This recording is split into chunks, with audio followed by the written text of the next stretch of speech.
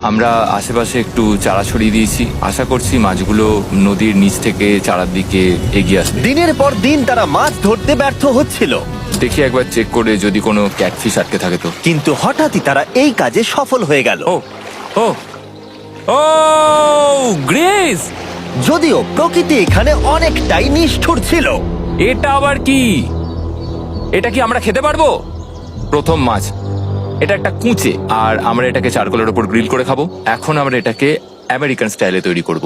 এই প্রথম 27 দিনের পর আমরা কিছু একটা ধরে খেতে চলেছি, যেটা দারুণ হতে চলেছে। আমরা এটা পেয়ে খুব খুশি, আশা করি এটা সুস্বাদু হবে। জানি না এটাকে ডিলিশিয়াস বলা উচিত কিনা, কিন্তু ওরা 30 দিন ধরে একদিনও ফ্রেশ খাবার খায়নি, তাই ওরা এখন পাথর খেলেও সেটাও সুস্বাদু লাগবে। এটা দারুণ খেতে। এটা ফাটাফাটি।